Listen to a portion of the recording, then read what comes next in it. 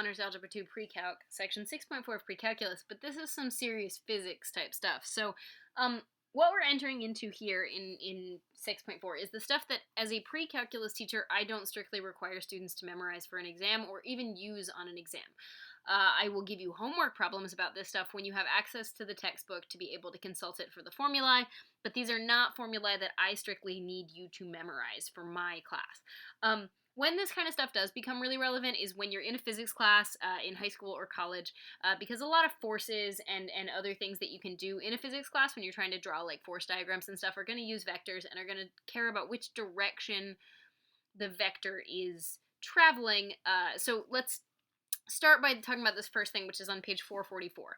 The projection of vector u onto vector v, which we usually denote as proj with sub v and then of vector u. So the projection of u onto v is sort of the way you read that. Is given by this big ugly thing that is actually going to turn out to be a scalar, right? U dot v, which is going to be a scalar, over the magnitude of v, sorry, that v should have a little arrow over it, over the magnitude of v quantity squared.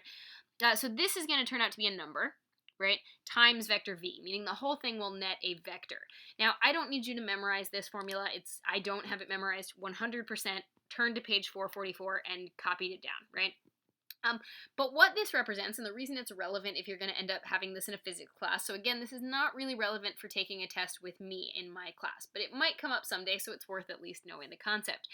What this means is that you have some vector, w, right? So you've got this vector w, and you have another vector v, both of which I drew in black, right? Now, in this situation, I drew vector v on the positive x-axis, so it turns out that in this situation, the part of big W, the part of vector W that is in the v direction is really just the horizontal component. In the next little snippet, I'll draw one where that's not the case. So what we're talking about when we talk about the part of W that is in the direction of V is essentially this thing I call W1.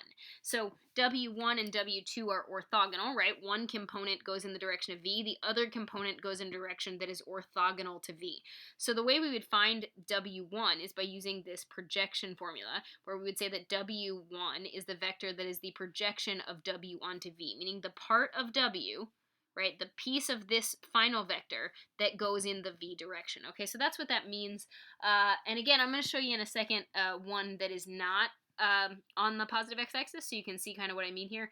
But this is the kind of thing that comes into play a lot when you're talking about, let's say, pulling something up a hill, right? And you're trying to figure out, when you push, how much of your effort is actually helping this thing go up the hill and how much of your effort is actually wasted, and that's going to depend on where you're applying the force. So when you do force problems in physics and force diagrams, it's going to matter which way you're pushing and whether you're pushing along the direction of, let's say, the incline that you're pushing up, or if you're pushing against it. So anyway, that's the gist. Again, I don't need you to memorize this formula. I just need you to understand what it's referring to.